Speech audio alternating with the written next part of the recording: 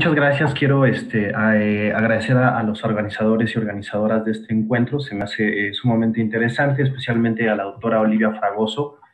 quien constantemente participa con nosotros en el seminario de análisis del discurso y semiótica de la cultura, al que pertenecemos como parte de la línea de investigación de la doctora Julieta Haidar, que pues de aquí nacen algunas reflexiones. Entonces, bueno, voy a iniciar planteando un poco que esta es una investigación que se nutre de diferentes campos cognitivos a partir de un análisis transdisciplinario, como lo trabajamos en la línea con la doctora Julieta Haidar, y a lo largo de la investigación, tangencialmente se ven involucrados algunos de los campos cognitivos que podemos ver aquí referenciados, como puede ser la epistemología de la complejidad y la transdisciplina, la estética y el arte, la sociología, el análisis del discurso y la semiótica de la cultura, la historia, la antropología y principalmente la epistemología decolonial, que convergen en mi objeto de estudio central de mi tesis doctoral, que es la estesis decolonial, entendiendo por aestesis las formas de sensibilidad a partir de las cuales nosotros conocemos y construimos el mundo.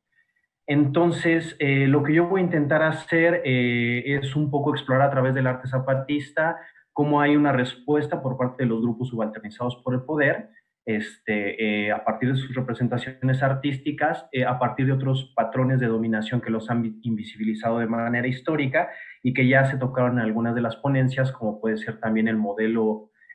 semiótico desarrollado por la doctora Julieta Haidar, que expuso la doctora Olivia Fragoso, o los movimientos de resistencia que acaba de exponer mi compañero, el doctor Óscar Ochoa. Entonces, inicio con este epígrafe de 2006 que dice: entonces, si para ellos allá arriba nosotros vamos a ser mejores seres humanos si dejamos de ser lo que somos, o sea, el zapoteco tiene que dejar de ser zapoteco, el huichol dejar de ser huichol, el celtal, el chol tiene que dejar de ser eso. Y a veces no solo renegar de su ropa, de su cultura, de todo lo que le enseñaron, sino a veces renegar de su color. Y entonces, si se siente mal por ser moreno o por tener estatura o un físico que según los patrones que hay allá afuera, es decir, los patrones de belleza, que no es bello, aunque dentro de nuestros pueblos eso sea la belleza. Entonces, pues bueno, no es una casualidad que la cita que se muestra en el epígrafe fuera un discurso pronunciado un día 12 de octubre, en el que históricamente, desde la colonialidad del poder, se conmemora, entre comillas, el Día de la Raza, donde se sostiene que en 1492 Cristóbal Colón, otra vez entre comillas, descubrió América. Aunque Perdón, profesor, no se ve sí, la pantalla, no la estás compartiendo, perdón. un segundo, pantalla, compartir. ¿Ahí? Sí, ahí va, ahí Oh, está, perfecto. gracias. Nada Eh, más si la pones en... Listo. Entonces, bueno, regreso un poquito. Estos son los campos cognitivos que utilizamos en la investigación transdisciplinaria. Y bueno, como decía, no es una casualidad que la cita que se muestra en el epígrafe, pronunciada por el Ejército Zapatista de Liberación Nacional, fue un discurso pronunciado un día 12 de octubre, en el que se conmemora el Día de la Raza, donde se sostiene que en 1492 Cristóbal Colón, entre comillas, descubrió América, aunque desde la contrahegemonía se ha resignificado nombrándolo ya desde hace varios años como el Día de las Resistencias Indígenas, para denunciar que en realidad ese día nos inició el genocidio de Abya Yala, a pesar de que este no se haya consumado por completo. Y bueno, aquí, por ejemplo, presento todas las fotografías que van a ver, son tomadas a partir del trabajo de campo que realicé en el doctorado, que consta más o menos de 2016 a 2020. Y bueno, para quien no lo tenga ubicado, pues el Ejército Zapatista de Liberación Nacional es un movimiento, una guerrilla que se levanta en armas en el 94 por demandas como tierra, trabajo, techo, libertad, comunicación, justicia, paz, ubicada en el estado de Chiapas. Y bueno, entrando un poco en lo que es la epistemología de la decolonialidad, la configuración en la que ha logrado actuar la matriz colonial de poder, tanto en México como a nivel global, que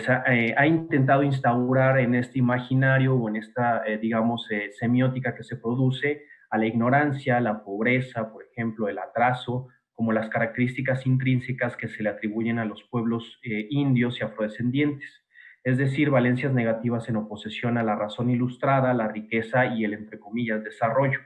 Lo que se omite desde este discurso colonialista es que en ese supuesto progreso, también entre comillas, es que se tiene como cimiento el despojo histórico a nivel mundial, donde hubo una acumulación originaria y por tanto es parte constitutiva de lo que desde la epistemología decolonial se llama el sistema mundo moderno colonial. Para el caso específico de cómo lo anterior se materializa en el arte, al ser una práctica de ruptura desde Bolívar Echeverría, en todos los casos este se encuentra en relación con la política, ya que como toda práctica tiene implícito el ejercicio del poder y por lo tanto se generan tensiones en la búsqueda de legitimidad de ciertos discursos, ¿no? También apelando a la categoría de sociedad del discurso de Foucault. El arte es entonces un terreno sinuoso y lleno de pugnas y lejos de ser terso o armónico per se. En ese sentido, este puede funcionar como ejercicio de dominación, pero también como ejercicio de liberación, dependiendo del lugar de enunciación y la intencionalidad de quien lo produce. Entonces aquí vemos cómo actúa la matriz colonial de poder como control de la economía, de la autoridad, de la naturaleza, el género y la sexualidad, la subjetividad y el conocimiento. Y vale aquí aclarar que colonialidad no es lo mismo que colonialismo, ya que el colonialismo puede haber sido digamos, un periodo instaurado en el siglo XV donde ciertas potencias mundiales desarrollaron a partir de un ejercicio militar, económico y de conquista la expansión de sus territorios, y por el contrario, la colonialidad son todos estos patrones de dominación que siguen vigentes a pesar de los procesos independentistas y que actualmente seguimos reproduciendo, como el racismo, como el sexismo y toda esta serie de jerarquías que vamos a ver más adelante. Entrando a cómo se manifiesta esto específicamente en el sistema de las artes zapatistas, a partir de la investigación que desarrollamos hemos podido identificar que las comunidades autónomas en la actualidad, principalmente a partir de 2016, pero mucho antes desde el periodo de clandestinidad, sobre todo en la fundación del Ejército de Liberación Nacional en 1983, se encuentran practicando lo que serían como este sistema de las artes zapatistas o esta semiósfera grande, ¿no? Macrosemiósfera de diferentes disciplinas que constituye lo que es la práctica artística zapatista, donde podemos encontrar la música, la poesía, la pintura, la escultura, el bordado, la danza, el teatro, el performance, el cine y la literatura. En ese sentido, categorizamos un poco, llevando a colación que el seminario trata de arte y estética, discutir un poco a manera de metalenguaje algunas de estas categorías para, por lo menos desde la mirada propia, ver cómo se entienden, ¿no? Entonces categorizamos el arte como un proceso de materialización y simbolización intra y transsubjetivo, es decir, que involucra procesos psicológicos a nivel del sujeto, establece relaciones de sentido con sus interlocutores y al mismo tiempo pertenece a un contexto sociohistórico, político, cultural que lo inserta dentro de una amplia red de relaciones en un espacio-tiempo determinados. Respecto al anterior, todo tipo de arte es una pulsión humana que busca transmitir información, ya que al ser una expresión del continuum epistemológico razón-emoción, también necesariamente es un acto comunicativo. Desde esta perspectiva, el arte se condensa como el grado más alto de polisemia del sentido, ya que este puede estar abierto a múltiples interpretaciones. Sin embargo, ello no se trata de un posicionamiento relativista, ya que dichas interpretaciones se ven entrecruzadas por la posición que ocupan los sujetos dentro de la clasificación social, sea esta posición consciente o inconsciente. De tal manera que consideramos al arte como una manifestación de la dimensión emocional que transita desde la belleza hasta la fealdad, no como polos opuestos, sino complementarios, teniendo claro que dichos juicios de valor en torno a las producciones artísticas se conectan de manera relacional con las posiciones subjetivas que ocupan los sujetos dentro de la sociedad. En ese sentido, todo arte es un compromiso histórico y desde una perspectiva histórico-social se incluye también la capacidad de prefiguración del mismo, ya que este recupera elementos que reflejan el contexto en el cual fueron producidas las obras, y esta última característica también es la vinculación cuando decimos que el arte es un posicionamiento político. Y por ejemplo, aquí podemos ver algunos ejemplos de obras solo plásticas que emiten como ciertas valencias a partir de hechos específicos en la historia que ubican los zapatistas, como el periodo colonial, las fincas históricas y los procesos de guerra que ha habido. Desde los temas que se eligen para explorar la dimensión sensible, las formas de producción, circulación y consumo, lo que se exalta o se omite, cuáles son los lugares que se eligen para exponer ciertas obras, si son creadas para un consumo amplio o restringido, y entre otros factores, son elementos que develan relaciones sociales donde se manifiesta lo político, el poder, independientemente de la posición subjetiva de quien produce esta práctica. El problema es que a nivel amplio, cuando se piensa en torno al arte, este tiene como piedra angular a la estética occidental eurocentrada, que para esta parte de la historia de la humanidad, como modernidad colonial, es uno de los elementos medulares en el que se sostiene gran parte del arte como un sistema con sus reglas propias, instituciones y sujetos especializados en la valoración de las prácticas, en suma a las relaciones de poder que se dan al interior de este sistema. Siguiendo esta línea, no es lo mismo arte que estética, principalmente si nos referimos a la segunda como la que, con base en la clasificación social, trata de ser omniabarcante para regir la definición general del arte y sus reglas,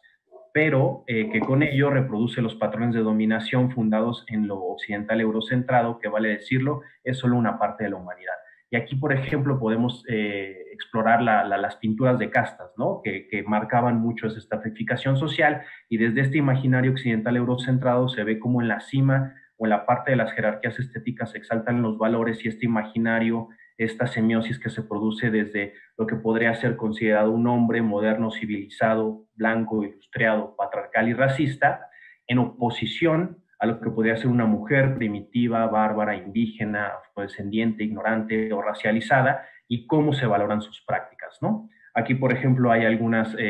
también algunas representaciones en torno a la crítica que hace el zapatismo al capitalismo. Si lo pensamos en otros términos, la estética occidental eurocentrada, en lugar de ser una cadena de juicios de valor jerarquizadores de belleza, podría remitirse de manera más acotada a cómo han sido construidas las prácticas artísticas de un sector de la sociedad global, en lugar de tratarse de imponer como una visión totalizante, universal e unilineal de la concepción de belleza fundamentada en Occidente. Sea desde el punto de vista de Baumgarten o de Kant como discursos fundantes de la estética, el problema radica en que ambos partieron de la lógica dicotómica cartesiana, que como forma de pensamiento es parte constitutiva de la matriz colonial de poder, lo cual creó jerarquías civilizatorias a través de la raza, el sexo, la división internacional del trabajo y otros sistemas clasificatorios que producen jerarquías estéticas. Por lo anterior, consideramos los juicios de la estética occidental eurocentrada como funcionales para justificar la colonialidad, es decir, el control de la economía, la autoridad, la naturaleza, el género y la sexualidad y las prácticas colonizadoras de las que hablaba al principio. Si aceptamos dichas proposiciones, podemos ver cómo la estética occidental eurocentrada, más allá de referirse someramente a un problema relacionado con el arte, en realidad es síntoma de la sordera epistémica de la modernidad-colonialidad, que a partir de diferentes políticas que reproducen la dominación, se transforma en un sistema que promueve la exclusión e invisibilización de prácticas sensibles otras. Por lo tanto, también es fundante del norte global dentro de la distribución geopolítica de este sistema mundo moderno. Claro que no por ello se desvalorizan otro tipo de arte explícitamente vinculado a la política. Al contrario, la repolitización del arte es parte de este camino para liberar las aestesis. Eh, por supuesto que el diagrama que presentamos anteriormente, es mucho más dinámico y habría categorías intermedias que no son absolutas. Sin embargo, nos es útil para entender cómo desde Occidente se construyó ello y que se conecta directamente con el plano ontológico del ser, pues estas categorías y jerarquías constituyen parte fundamental del proceso de invisibilización histórica hacia infinidad de poblaciones que existían en Abya Yala antes de la conquista. Por ello, por ejemplo, consideramos el arte que se produce desde las comunidades autónomas, que expresan a profundidad una crítica a la colonia y sus procesos como la colonialidad, no solamente en los objetos discursivos recurrentes que tratan en sus temas, que buscan dignificar el pasado de sus poblaciones y reescribir digamos, esas historias, ya que todo arte y todo proceso de generación de sentido involucra, digamos, funciones retrospectivas, es decir, que toman elementos del pasado, perspectivas de acuerdo al presente, y prospectivas, que es esta capacidad de prefiguración, digamos, de un poco del futuro, ¿no? Que se puede expresar desde el arte. En ese sentido, como un ejercicio, digamos, en lo que sería la articulación de categorías complejas transdisciplinarias, que es un poco lo que nos invita la doctora Haidar en su línea de investigación, es tomar ciertas premisas fundamentales para categorizar qué es lo que entendemos por cada una de las categorías que utilizamos, ¿no? Entonces podemos ver cómo la estética occidental eurocentrada de alguna manera es una expresión, como ya dije, de la historia del arte, entre comillas, universal y unilineal, una visión restrictiva de la belleza fundamentada en Occidente, derivada de la clasificación social y demás características que podemos ir agregando. Y por otro lado, el arte, un poco retomando autores como Lotman, justamente, es el grado más alto de polisemia del sentido, es un acto comunicativo, es también una materialización de la dimensión simbólica de la condición humana, puede ser un ejercicio de poder, pero también de liberación y otras características que ya hemos mencionado. Y por último, la otra categoría transdisciplinaria que también construimos a partir de diferentes autores, que por tiempo no puedo abordar cada uno, pero serían formas de sensibilidad a partir de las cuales conocemos y construimos el mundo. Como vemos, es una visión pues muy diferente a la que se tiene desde la estética restrictiva, ¿no? También está diseñada para producirse y circularse en públicos amplios, es una manifestación del pluralismo epistémico y, bueno, su versión de las jerarquías estéticas que vimos anteriormente. En ese sentido, aunque la estética occidental eurocentrada haya tratado de ser omniabarcante, se observa que no lo ha logrado por ello, pero ello no quiere decir que toda expresión artística que no se posicione desde la estésis decolonial pertenezca tampoco en automático a la estética occidental eurocentrada. Sin embargo, en el caso de esta investigación, el arte que más nos interesa es el que hace una crítica radical, en ese sentido, de raíz a las jerarquías civilizatorias a partir de la modernidad colonial, donde, por ejemplo, se privilegia la socialización, la creación colectiva y otras cosas que se dan dentro del proceso de creación de las comunidades artísticas. Y ya casi maestro, ya estamos casi sobre el tiempo, ¿eh? Sí, sí, ya para finalizar, es por ello que, aunque la estética occidental eurocentrada como la estésis decolonial, en ambas está el ejercicio de poder presente, porque toda acción representacional lo conlleva. La diferencia es que el ejercicio de poder desde la estésis decolonial no es vertical, y incluso prescinde de instituciones o sujetos legitimadores. Lo que se destaca en el caso del arte zapatista es que más allá de la disposición de las obras, que no es en espacios cerrados, los temas que se abordan en las obras son, por ejemplo, críticas a la colonia, a las haciendas, a las fincas históricas, y no suelen ser mostradas estas obras en zonas gentrificadas, por ejemplo, como podemos ver a los museos moderno-coloniales, ¿no? Sino que se presentan en territorio autónomo controlado por la guerrilla. Y para finalizar, bueno, la distribución de estos festivales que hace el zapatismo es un ejemplo de que, por ejemplo, no se exalta la figura del genio creativo, que reafirma la individualidad y se conecta solo con el ego y los cultos unipersonales. No existen escenarios principales o tratos exclusivos o diferencias particulares hacia algún artista. Parecería ser un ejercicio de la estésis decolonial de los indígenas rebeldes del sureste mexicano, que al saberse excluidos gracias al racismo y a las jerarquías estéticas para acceder a como productores y receptores de los museos y galerías moderno-coloniales, decidieron construir sus propios espacios para construir su arte. Y para finalizar, nada más digo que, bueno, no se pueden comparar los procesos del arte con la ontogenia o la filogénesis, como si tuviera estadios superiores desde la óptica de un desarrollo lineal, ya que esta es una visión que infantiliza las producciones de poblaciones periféricas e inferiorizan la otredad. Los discursos y prácticas seleccionadoras sobre el arte en el fondo esconden el ejercicio de la dominación sobre el plano experiencial, sensible y representacional de lo humano, y el control de lo simbólico tiene una relación directa con el control del ontológico. En ese sentido, si se cancelan las posibilidades de representarse, se cancelan las posibilidades de existir y por ende de trascender. Muchas gracias.